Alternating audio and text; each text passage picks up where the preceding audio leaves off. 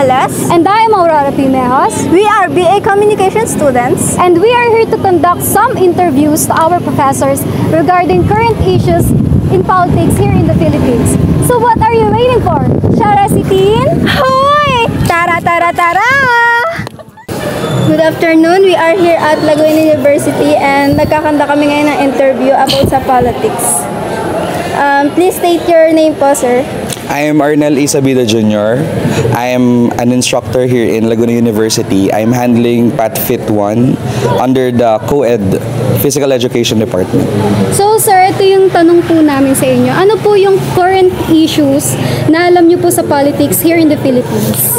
Since malapit na kasi ang mismong election, among the things na na-observe ko, marami ngayong politiko ang syempre may paabot, pabigay. So vote buying is one.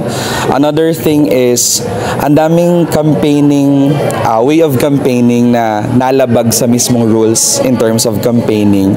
And last, siguro, ang daming misleading information na binibigay ng mga tatakbong kandidato. Promises here and there na wala naman talagang concrete evidence na gagawin talaga nila kapag nanalo sila. I think as individuals, lalo na po kung mga marunong naman tayong mag-discern ng tama, in terms of choosing who to vote for, ako personally, I always look at transparency ng isang kandidato.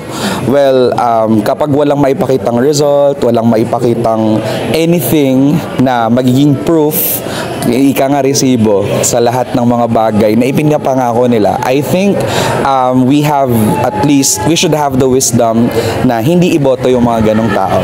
So, to close, I think lahat ng tao, mapa teenagers or any age, should be wiser in choosing candidates kasi it's a crucial matter lalo na sa atin sa Philippines. Yun lang. Thank you, sir. Thank you, sir. Thank You're you so welcome. much po. So ayan, good afternoon po sir. May I know what's your name po? So my name is Rosh Basay Rosales. Ano pong tinuturuan niyo po dito sir? Ngayon ang tinuturuan ko ay ang course subject na Gender and Society and Entrepreneurial Mind tsaka CWTS. So tatlo. So may tanong lang po ako. About po sa current issue na meron dito sa atin sa Pilipinas, about politics, ano po yung ma-issue-share niyo? Okay, so one of the current issues that we are experiencing is about the political dynasties. Di ba noong nakaraan ay nagkaroon tayo ng filing of candidacy kung saan isa sa mga naging usapin po ay kung saan napakadaming nag-file ng candidacy na magkakapamilya. So halimbawa na lang, dito sa kina Vilma Santos, di ba si Vilma Santos tumakbo o nag-file as governor, ang kanyang anak na si Luis nag-file as vice governor, tapos yung isa niyang anak ay nag-file as congressman. So makikita natin na yung power, yung position ay naglilimit lamang o nare-revolve lamang sa iilang na tao. So, ang opinion ko naman dito, kung nanaisin ninyo, na talagang kung titingnan natin yung dalawang coin, dalawang side ng isang coin, di ba may mukha. Sa positive sign, makikita natin na baka siguro kaya gusto nila na mag-revolve lamang sa iilang yung power ay dahil para mas mabilis nila ma-implement yung mga batas, yung mga objectives, yung mga proyekto na naising nila. But in the negative side of this coin, makikita natin na nawawala yung tinatawag nating check and balance. Di ba ang ating constitution ay may tinatawag na check and balance para maiwasan natin yung tinatawag na corruptions. So my own perspective, hindi po ako pabor sa tinatawag nating na political dynasty. Bakit? Ilang milyon ang Pilipino. Maraming Pilipino ang credential. Mayroon credential, mayroon kakayahan. Pero dahil sa political dynasty na ito, nalilimitahan yung mga potential leaders natin at umiikot na lang sa paulit-ulit. At higit sa lahat, mas malaki yung temptation sa tinatawag nating na corruption, lalo na kung nawawala yung process ng check and balance. So yun lamang, and thank you. So thank you so much po sir.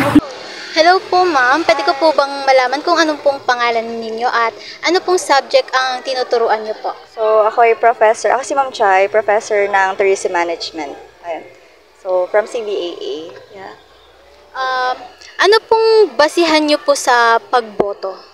So basehan ko sa pagboto, unang-una sa lahat, syempre dapat may alam sa batas, matalino, And syempre, is marunong makipagkawang gawa at saka, of course, merong puso sa mga tao. No? At ano pong opinion niyo po sa pagboto, ma'am? Opinion sa pagboto. Mahirap yan kasi kanya-kanya tayo ng preferences dyan. Kanya-kanya tayo ng values, environment. So, sa akin siguro, mas better na i-research nating mabuti yung mga profile ng bawat tao. Kung sila ba ay, huwag tayo mag-discriminate din naman basta-basta ng mga tao na nag-file ng kanilang COC or ng candidacy. But at the same time, tayong tao kasi naniniwala ako na halos kasi karamihan ngayon, parang let's say, yung mindset nila na, dahil sikat to, ganito, mananalo na to, sige, hindi na lang ako boboto. I suggest ako as a teacher, or bawal kasi kami mag-promote, pero ako as a tao, naniniwala ako, nung isang boto ko is may malaking impact yan. So, maging matalino tayo sa pagboto and at the same time, gamitin natin yung isang boto na yon para sa ikauunlad or ikababago ng bansa natin or ng ibang bansa, syempre. So, yun. Thank you, ma'am.